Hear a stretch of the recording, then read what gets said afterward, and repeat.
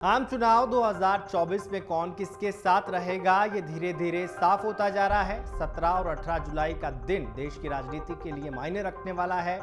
राजनीति का भविष्य कैसा होगा, किस करवट बैठेगा, इसके लक्षण दिखने शुरू हो चुके हैं।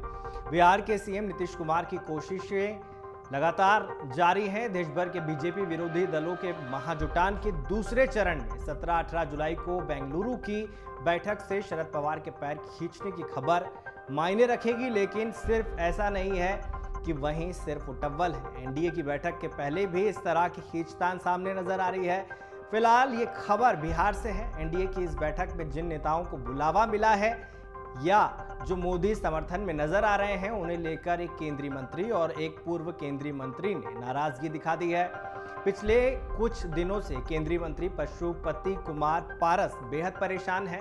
दिवंगत रामविलास पासवान के भाई का पूरा कुनबा गुत्थम गुत्था हो रहा है। पारस को रामविलास पासवान के बेटे और जमुई के सांसद चिराग पासवान की एनडीए में एंट्री से ऐतराज है। 8 जुलाई को जब एनडीए ने चिराग को हरी झंडी दिखाई, तभी अमर उजाला ने सबसे पहले ये खबर आप तक पहुंचाई थी कि उन्हें केंद्रीय मंत्रिमंडल में जगह मिलने वाली है, जिसका नतीजा है कि पारस गरमाए हुए हैं। उन्होंने बैठक के लिए दिल्ली जाने से पहले अपने संसदीय क्षेत्र हाजीपुर में कहा कि वो और चिराग साथ नहीं रहेंगे। बीजेपी से गठबंधन है, लोजपा रामविलास के साथ सीधे कोई जुड़ाव नहीं होगा।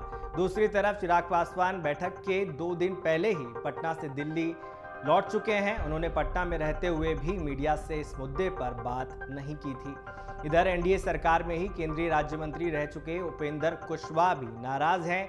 मोदी पक्ष या मोदी विरोध के सवाल पर वो भले ही कह रहे हैं कि 2024 के लोकसभा चुनाव में प्रधानमंत्री की कुर्सी पर नरेंद्र मोदी का विकल्प नहीं है, लेकिन वो बिहार के ही कुशवाहा नेता नागमणि की एनडीए में एंट्री से नाराज हैं। 18 जुलाई को वो दिल्ली में हो रही एनडीए की बैठक में जा रहे हैं या नहीं, इस सवाल पर एक दिन पहले पटना में कहा, बुलावा आया है, जाएंगे या नहीं ये पहले से नहीं बताएंगे, जाना होगा तो जाएंगे, फिर पता चल ही जाएगा, नहीं जाएंगे तो भी पता चल ही जाएगा।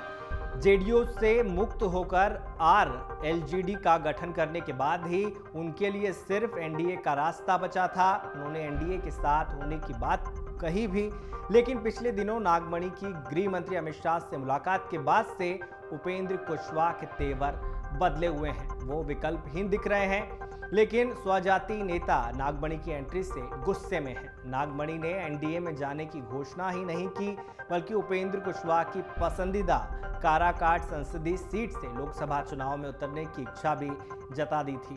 इससे साफ है कि विपक्षी दलों की अपनी चुनौतियां हैं तो एनडीए की अपनी। भले ही राजनीतिक दल एक दूसरे के साथ आने की तैयारी कर रहे हैं क्योंकि चुनाव सिर पर है, लेकिन असल पेच तो सीटों के बंटवारे पर होगा, क्योंकि अपनी राजनीतिक हैसियत बढ़ाने की हर दल कोशिश करता है, लेकिन कई बार राजनीतिक दलों को गठबंधन का फायदा होने के बजाय नुकसान भी हो जाता है। खैर, लोकसभा चुनाव में बीजेपी अपनी सत्ता बचाने के लिए चुनाव में उतर रही है, तो कांग्रेस 10 साल से सत्ता का सूखा समाप्त करने के लिए विपक्षी एकता के सहारे जोर आजमाइश कर रही है।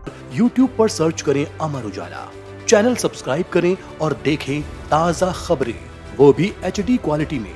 और हाँ, बेल आइकन दबाना ना भूलें ताकि हर खबर हो आपके घर। अमर उजाला, निष्पक्ष, निर्भीक, निरंतर।